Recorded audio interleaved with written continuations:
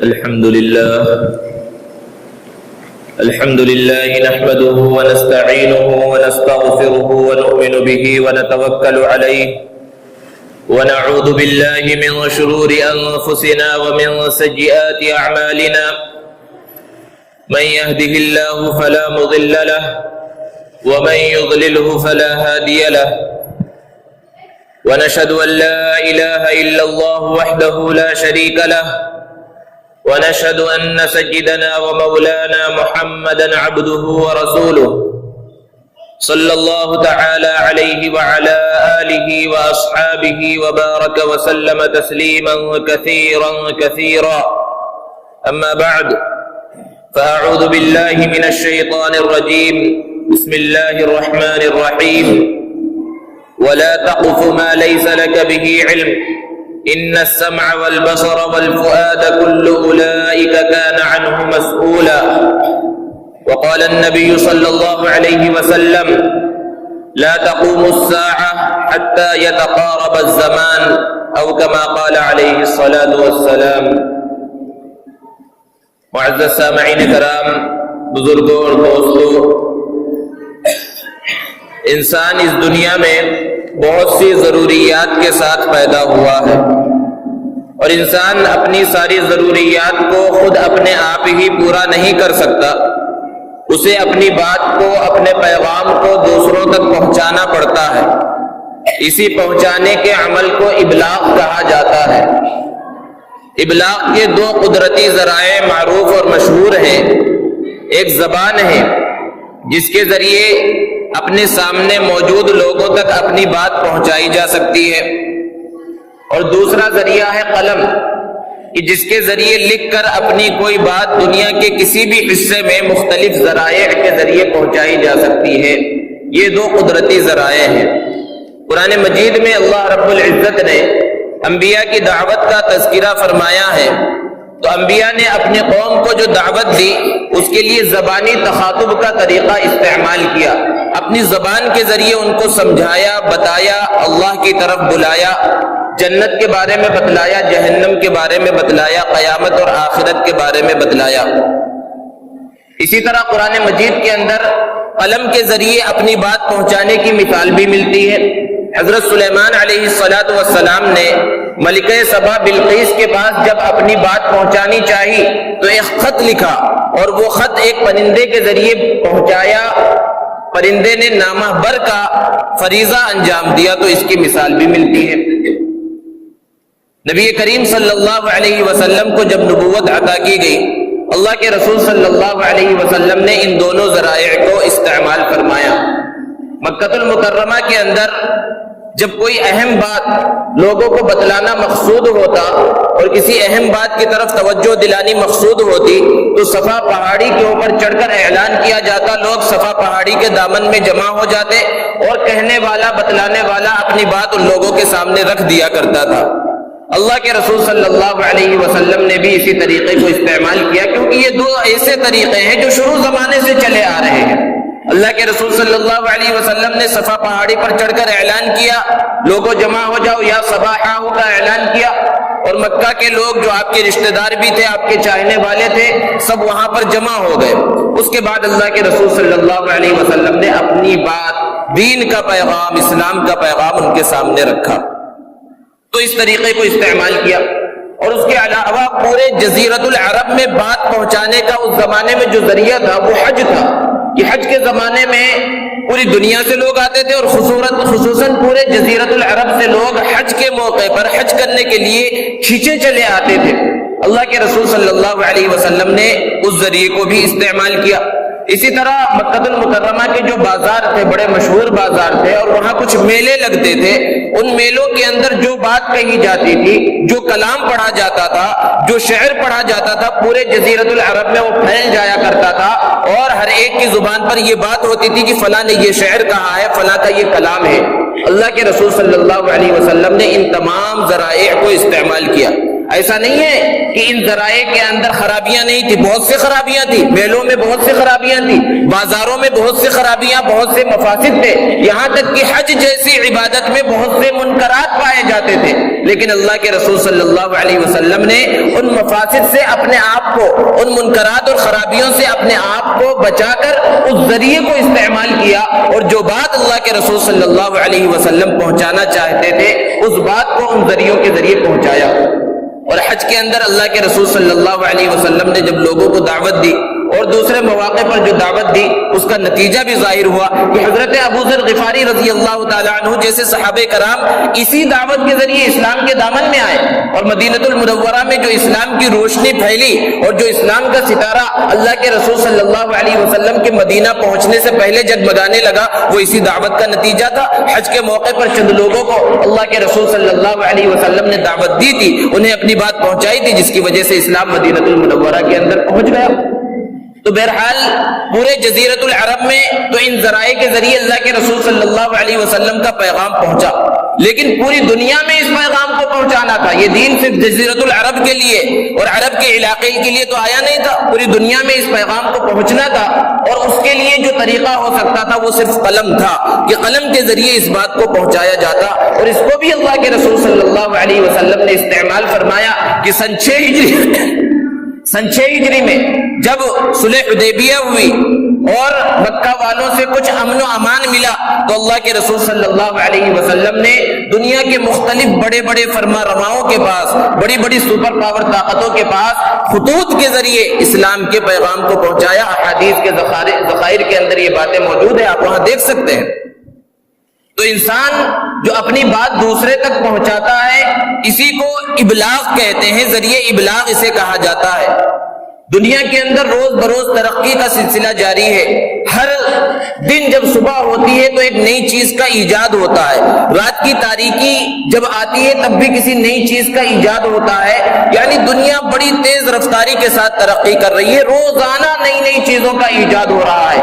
نئی نئی ٹیکنالوجیز وجود میں آ رہی ہیں، اور خصوصاً ذرائع ابلاغ کے میدان میں تو بہت زیادہ ترقی ہو رہی ہے۔ ایسی ایسی چیزیں وجود میں آ رہی ہیں جس کا ہم اپنے بچپن میں تصور نہیں کر سکتے تھے، آج سے 10-15 سال پہلے اور 20 سال پہلے اس کا تصور نہیں کر سکتے تھے، اور جو بڑی عمر کے حضرات ہیں وہ تو اپنے بچپنے میں سوچ بھی نہیں سکتے تھے کہ ایسی چیزیں بھی وجود کے اندر آ جائیں گی۔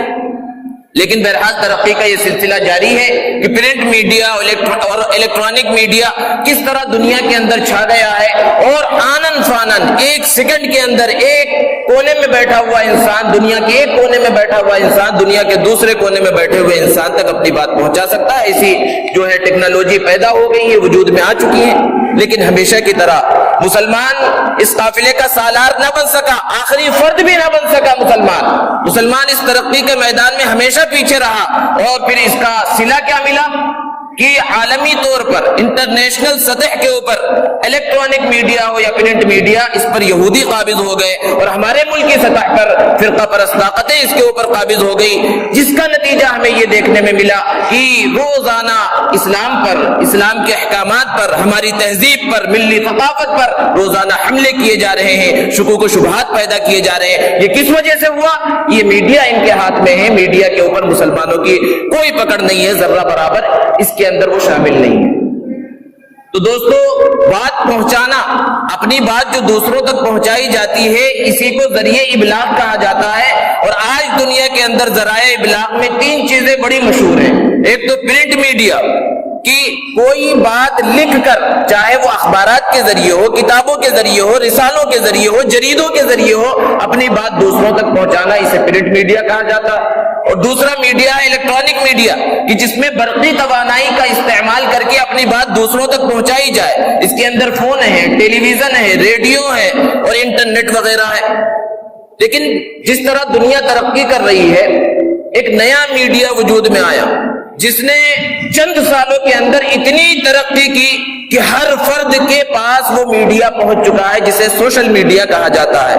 ہر انسان چاہے پڑھا لکھا ہو یا جاہل ہو، عالم ہو یا جاہل ہو، بڑا بوڑھا ہو یا بچہ ہو، یہاں تک کہ شیرخوار بچے اور چھوٹے بچے جنہیں کچھ شعور نہیں ہے وہ بھی اس کو استعمال کر رہے ہیں۔ ہر شخص کے قبضے کے اندر یہ میڈیا آ چکا ہے جسے سوشل میڈیا کہا جاتا ہے، اور اس کے بہت سارے ذرائع بھی وجود میں آ چکے ہیں الگ الگ انداز میں۔ اس کی ایک خاص خاصیت یہ ہے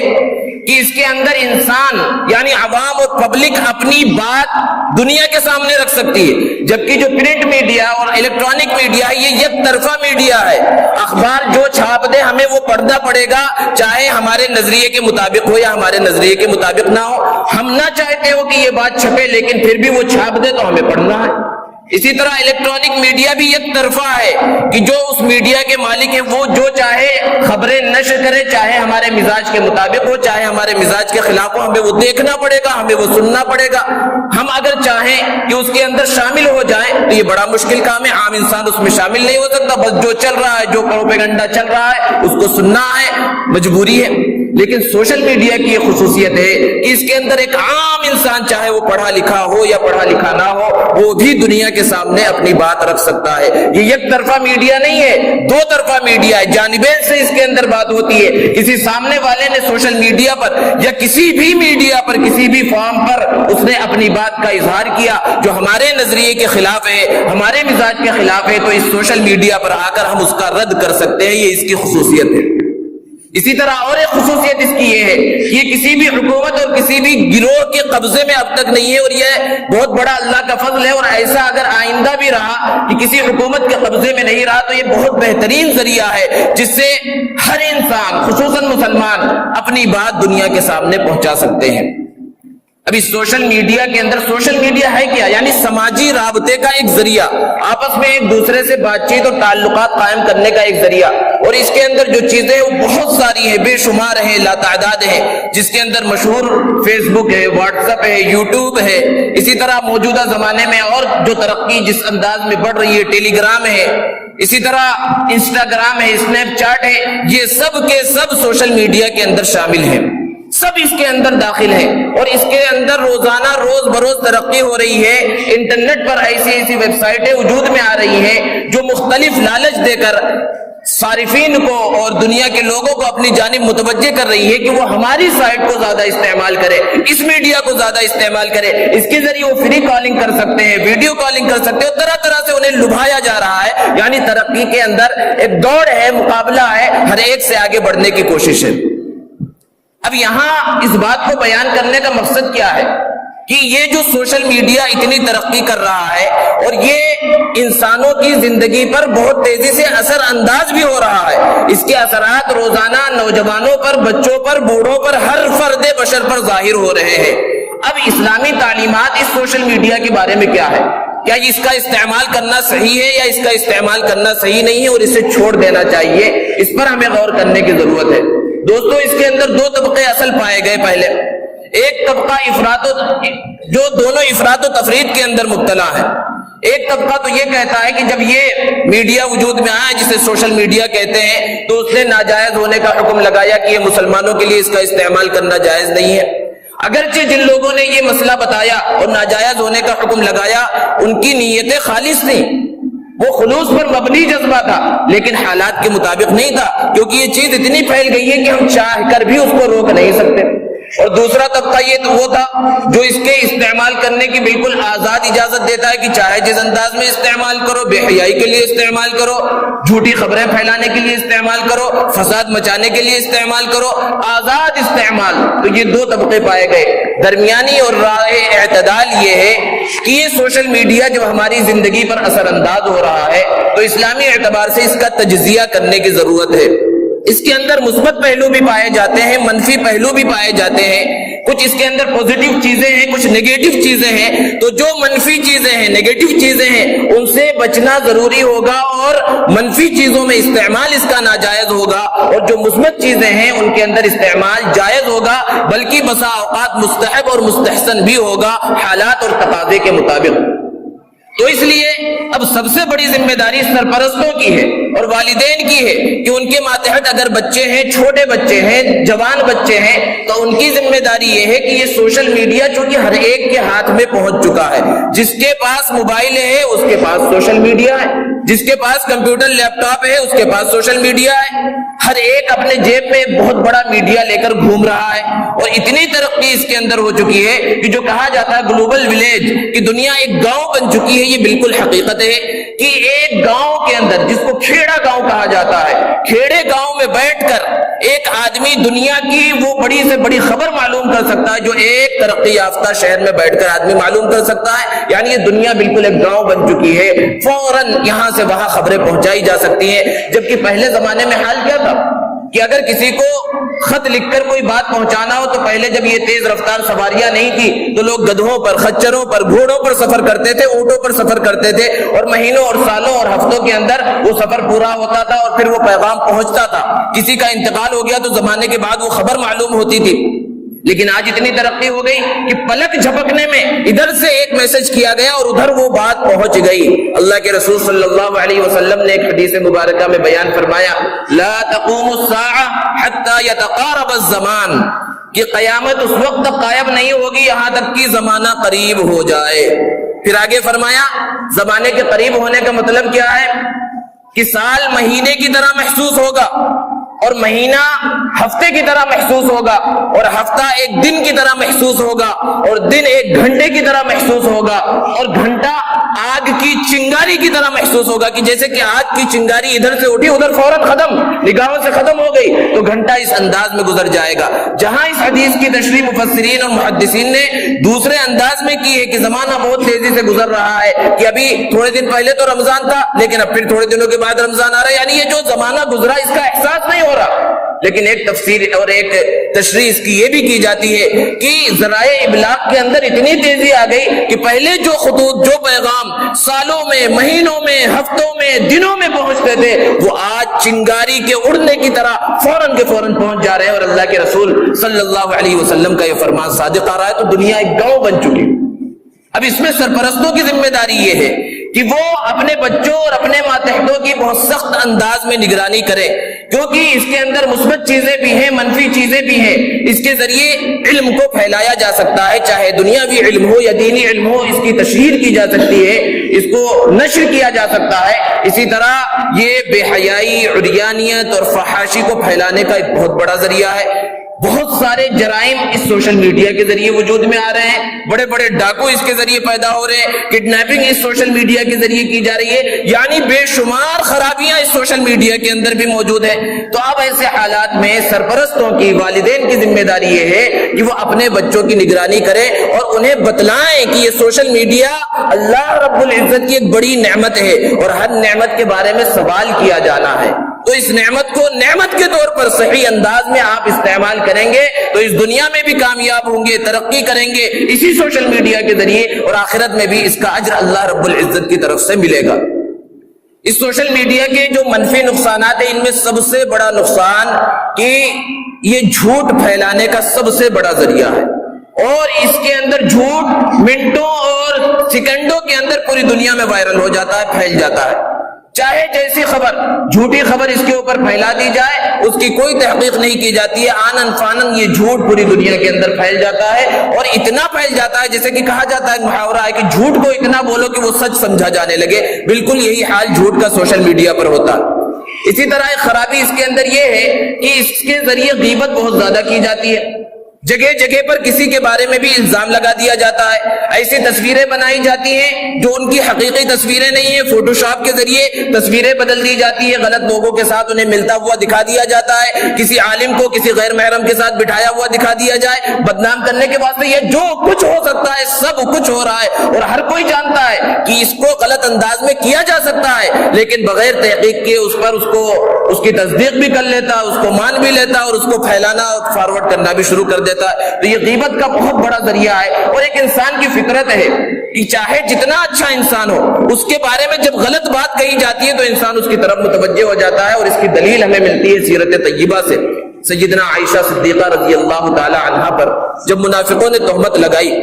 کوئی مسلمان اس کا تصور نہیں کر سکتا، لیکن یہ ایسا پروپیگنڈا تھا، کسی بڑی شخصیت کے اوپر جب الزام لگایا جاتا ہے اچھے اچھے متاثر ہو جاتے ہیں کہ بہت سے سیدھے سادھے مسلمان بھی اس کے زد میں آ گئے اور وہ بھی اس کو صحیح سمجھنے لگے۔ تو یہ ہوتی ہے، یعنی غلط پروپیگنڈا، غلط بات بیان کی جائے تو ہو سکتا ہے اچھے لوگ بھی تحقیق نہ ہونے کی وجہ سے اور صحیح معلومات نہ ہونے کی وجہ سے اس کو سچ ماننے لگے۔ تو ایک خرابی سوشل میڈیا کے ذریعے یہ بھی ہو رہی ہے۔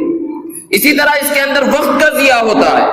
یعنی ایک انسان واٹس ایپ، فیس بک یا ایسی کوئی بھی چیز لے کر بیٹھ گیا اور وہ صحیح استعمال کے لیے بیٹھا تھا، لیکن اس میں فلاں چیزیں آ رہی ہے، اب چلا رہا ہے، کسی بھی چیز کی فکر نہیں ہے، وقت کے گزرنے کا احساس نہیں ہو رہا ہے، اپنے کاموں کا، نمازوں کا احساس نہیں ہو رہا اور یہ وقت کو اسی طرح ضائع کرتا ہوا چلا جا رہا ہے۔ ایک خرابی اس کے اندر یہ ہے۔ اسی طرح ایک خرابی یہ ہے کہ رشتہ داروں کے اندر آپس میں اس سوشل میڈیا کے ذریعے دراڑ پیدا ہو رہا ہے، رشتوں کی جو محبتیں ہیں وہ ختم ہو جا رہی ہے۔ آج حال یہ ہو گیا ہے کہ دسترخوان پر پورا خاندان ایک ساتھ کھانے کے واسطے بیٹھا ہے، تو دسترخوان پر ایک ساتھ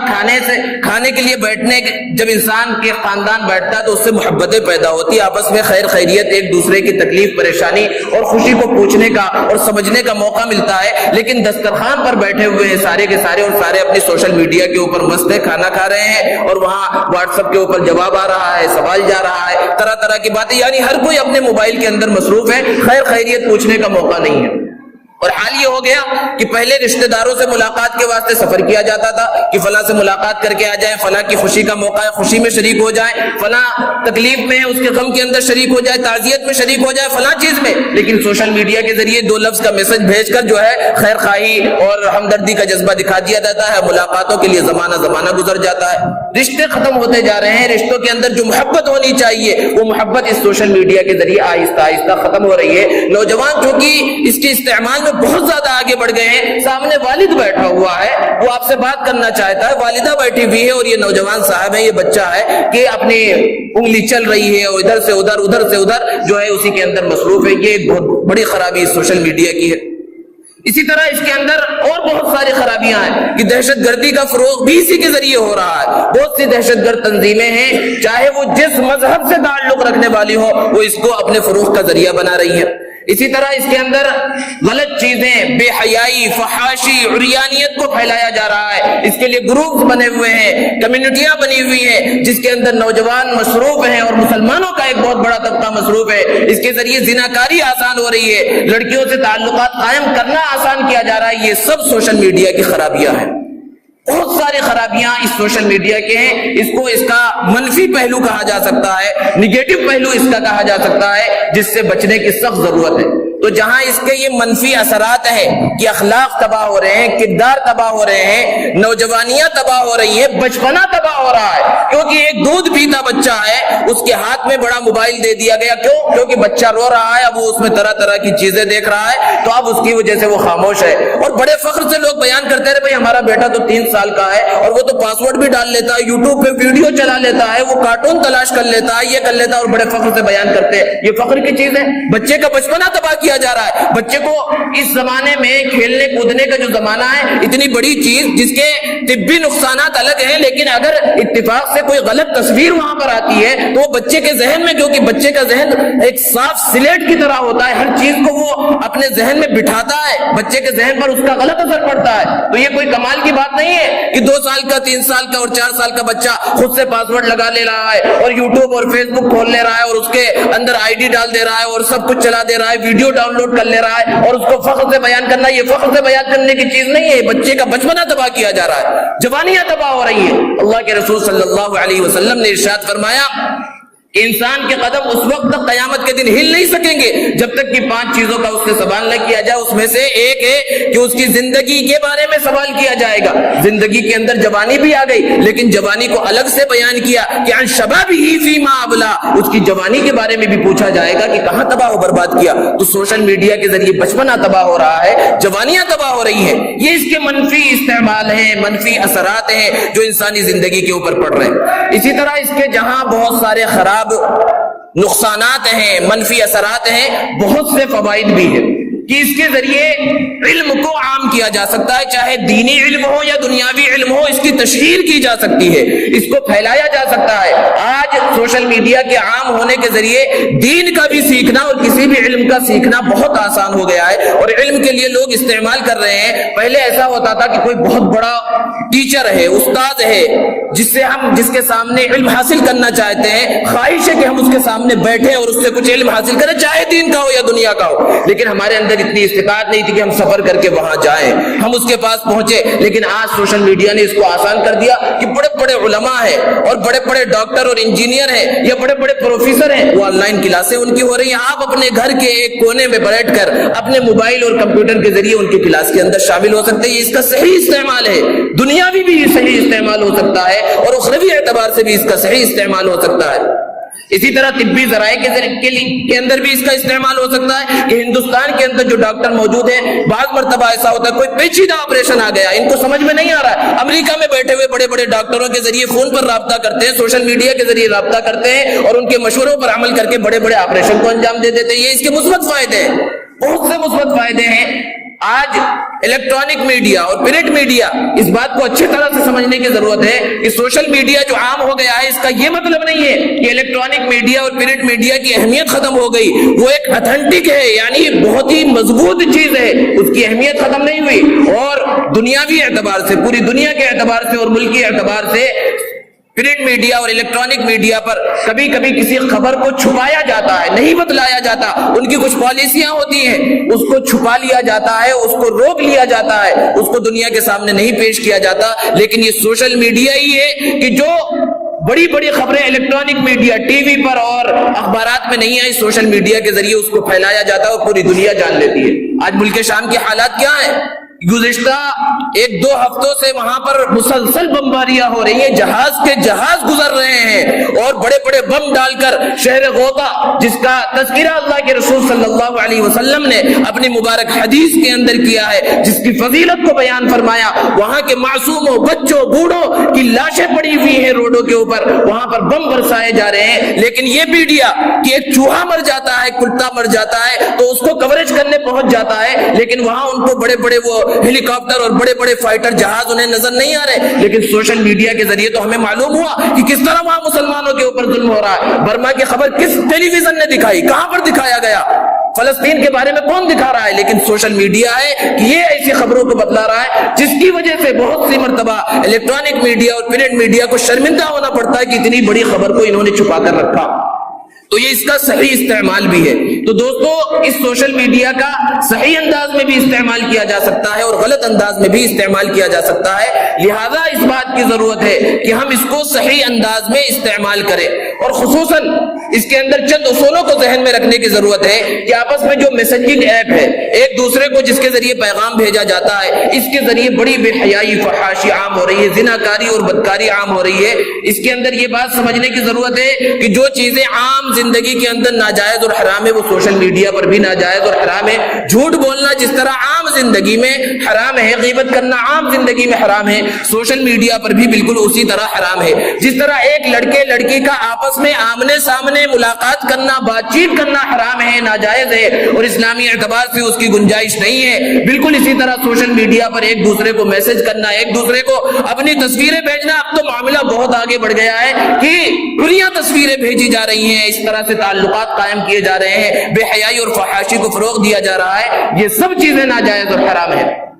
اسی طرح اس کے اندر اس کو استعمال کرے، یہ ایک ایسی چیز ہو گئی اور اسلام کا یہ قانون ہے، اصول ہے کہ کوئی ایسی چیز ہو کہ جس کے اندر اچھائی بھی ہو اور خرابی بھی ہو، اور وہ اتنی پھیل گئی ہو کہ اب اس کا روکنا ناممکن ہو، تو پھر اس کو اچھے انداز میں استعمال کرنے کی ترغیب دی جائے، اس کی خرابیوں کو لوگوں کے سامنے واضح کیا جائے، یہ اسلامی تعلیمات ہیں۔ آج سوشل میڈیا کا حال بالکل یہی ہو چکا ہے، تو اس کے اندر جو جو اچھائیاں ہیں، جس انداز میں اس کو استعمال کیا جا سکتا ہے، اس کو واضح کرنے کی ضرورت ہے، اور جتنے بھی بڑے افراد ہیں، چاہے جس انداز میں وہ سرپرست ہو، والدین ہو، ان کی یہ ذمہ داری ہے کہ اس کی اچھائیوں کو ظاہر کریں، اچھائیوں کو واضح کریں۔ اس کو استعمال کرنا ہے، لیکن لامحدود استعمال اس کا بھی نہیں ہونا چاہیے، اچھے جگہ پر بھی لامحدود استعمال نہیں، بلکہ دن میں ہم وقت متعین کر لیں 24 گھنٹے میں کہ ہم سوشل میڈیا کو کتنا وقت دیں گے، آپ اپنی ضرورت کے اعتبار سے، کیونکہ آج بہت سارے کاروبار ہیں جو سوشل میڈیا پر آگے کاروبار اسی کے ذریعے کیا جا رہا ہے، تو اپنی ضرورت کے اعتبار سے کہ آدھا گھنٹہ، 1 گھنٹہ، 2 گھنٹے، 4 گھنٹے، کچھ بھی ہو سکتا ہے، متعین کیا جا سکتا ہے۔ ایسا نہ ہو کہ رات میں عشاء کے بعد کھانا کھانے کے بعد بستر پر بیٹھ کر موبائل اٹھایا تو فجر کی اذان ہو گئی اور اس وقت موبائل رکھ رہا ہے، اس انداز میں حالات پیش آ رہے ہیں، اور دن میں جو ہے سستی کا شکار ہے، کاموں پر نہیں جا رہے ہیں نوجوان، وجہ اس سوشل میڈیا کی غلط چیزوں کے اندر اپنے آپ کو مبتلا کرنا ہے، کیونکہ باطل کی ہمیشہ سے یہ خواہش رہی ہے کہ مسلمان نوجوانوں کے اخلاق اور کردار کو تباہ کیا جائے، اور بے حیائی، عریانیت اور فحاشیت کو ان کے پھیلانے کا مقصد ہی یہی ہے کہ ان کے اخلاق اور کردار کو تباہ کیا جائے، اور وہ اپنے مقصد میں کامیاب ہوتے بھی جا رہے ہیں، بہت حد تک وہ کامیاب ہو گئے ہیں۔ اس لیے اب ضرورت ہے کہ ہم ان سب چیزوں کا صحیح انداز میں استعمال کریں۔ چند 3 چیزیں جو سب سے زیادہ اہم ہیں جس کو ہمیں اپنانے کی ضرورت ہے، وہ یہ ہے کہ آج کسی بھی چیز کو پھیلانے کا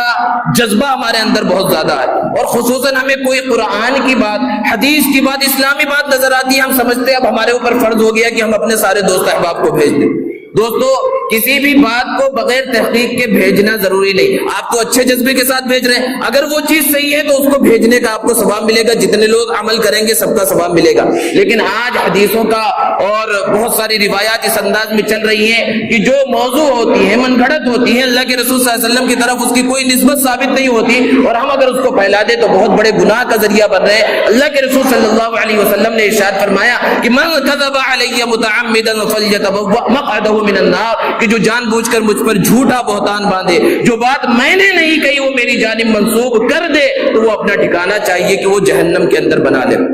ہمارے پاس واٹس ایپ پر، فیس بک پر، یا کہیں پر کسی بھی فورم پر ہمارے پاس کوئی بھی دینی بات آئے تو ہماری ذمہ داری یہ ہے کہ سب سے پہلے ہم تحقیق کریں۔ تحقیق صرف اس طرح نہیں ہوتی کہ بھئی نیچے بخاری کا حوالہ موجود ہے، بخاری کا حوالہ موجود ہے تو آپ بخاری میں دیکھیں کہ صحیح حوالہ بھی موجود ہے یا موجود نہیں ہے، اور بہت سی مرتبہ حدیثوں کا ترجمہ ہوتا ہے، اور بعض حدیثیں ایسی ہوتی ہیں کہ صرف ترجمے سے بات واضح نہیں ہوتی، تو کسی معتبر عالم کی تشریح بھی وہاں پر ہونا ضروری ہے، کیونکہ اس انداز میں دوسروں تک بات پہنچانا کوئی ضروری نہیں، ہاں صحیح بات پہنچانا ضروری ہے، تو خصوصاً احادیث کے بارے میں ان سب چیزوں کا خیال رکھنا بہت ضروری ہے۔ بہت سے میسج ایسے چلتے ہیں جس میں درود شریف لکھا ہوا ہے، یا لا الہ الا اللہ لکھا ہوا ہے، یا اللہ اور محمد صلی اللہ علیہ وسلم کا نام لکھا ہوا ہے، اور نیچے لکھ دیتے ہیں کہ اگر مسلمان ہوگے تو آگے بھیجو گے۔ یہ کوئی بات ہے؟ یہ بھیجنا مسلمان ہونے کی نشانی ہے۔ جس کے اندر اللہ کی محبت ہوگی وہی فارورڈ کرے گا۔ 10 لوگوں کو بھیجو تمہیں کامیابی ملے گی، 20 لوگوں کو بھیجو تم کامیاب ہو جاؤ گے، یہ خوشخبری ملے گی، تمہاری لاٹری لگ جائے گی۔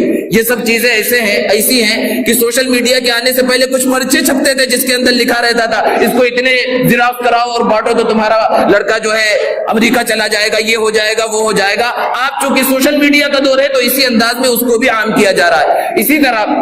انٹرنیٹ پر کچھ ایسی ویب سائٹ ہیں جس کے اندر یہ لکھا ہوتا ہے کہ آپ اس ویب سائٹ پر آئیے، اپنا نام لکھیے، آپ کو بتایا جائے گا آپ کتنے دن زندہ رہیں گے، آگے کتنا کمانے والے ہیں، آپ کتنی ترقی کریں گے، آپ کی شادی کب ہوگی، اور یہ پرکشش اعلانات ہوتے ہیں، اور ہم چلے جاتے ہیں نجومیوں کے چکر میں اور شرک اور کفر کے اندر مبتلا ہو جاتے ہیں۔ نوجوانوں کو، مسلمانوں کو اس کا اہتمام رکھنے کی ضرورت ہے۔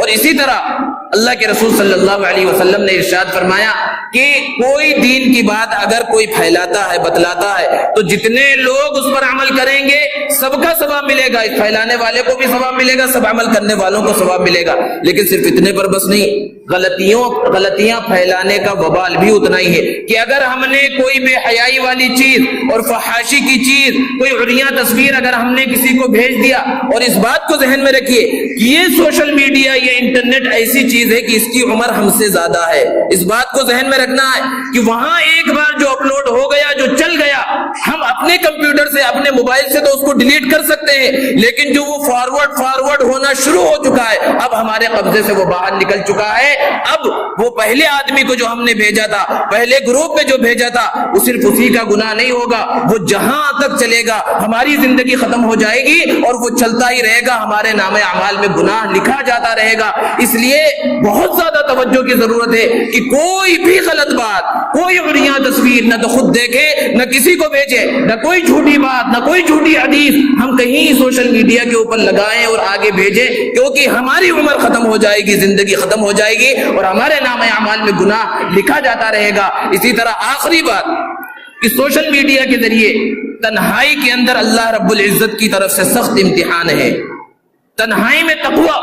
کہ ایک انسان، اب تنہائی کی بھی ضرورت نہیں ہے، سامنے دوست احباب بیٹھے ہو، رشتہ دار بیٹھے ہو، ایک انسان موبائل میں ایک کونے میں بیٹھ کر کیا کر رہا ہے، کیا دیکھ رہا ہے، کون سمجھ سکتا ہے؟ صرف اللہ کا ڈر ہے جو اسے روک سکتا ہے۔ اور بند کمرے میں انسان بیٹھا ہوا ہے، غلط چیزیں دیکھ رہا ہے، کیوں؟ کوئی نہیں دیکھ رہا ہے، نیت تو یہی ہے، سوچ یہی رہا ہے، کوئی نہیں دیکھ رہا ہے۔ دروازے پر ہلکی سی جو ہے کھٹکھٹاہٹ بھی، اس نے فوراً بند کر لیا، یعنی اس نے یہ سوچا کہیں والدہ تو نہیں آ گئی، والد تو نہیں آ گئے، بھائی تو نہیں آ گئے، یعنی حالانکہ ایک ہوا کا صرف جھونکا چلا اور ڈر سے ہم نے اس کو بند کر لیا، گویا کہ ہمارا یقین یہ کہ اللہ بھی نہیں دیکھ رہا ہے، اللہ تو وہاں دیکھ رہا ہے۔ تو اس بات کی سب سے زیادہ ضرورت ہے کہ سوشل میڈیا اور انٹرنیٹ کو استعمال کرتے وقت نوجوان اور ہر مسلمان، ہر انسان اس بات کا خیال رکھے کہ اللہ ہمیں دیکھ رہا ہے، ایک ایک کلک جو ہم مار رہے ہیں اس سے ہمارے نام اعمال میں گناہ لکھے جا رہے ہیں۔ ان سب گناہوں سے بچنے کی ضرورت ہے، احادیث کی تحقیق کی ضرورت ہے، سوشل میڈیا پر اپنے وقت کو صحیح استعمال کرنے کی ضرورت ہے، اسلام کی تبلیغ اور اشاعت کے لیے اس کو استعمال کرنے کی ضرورت ہے۔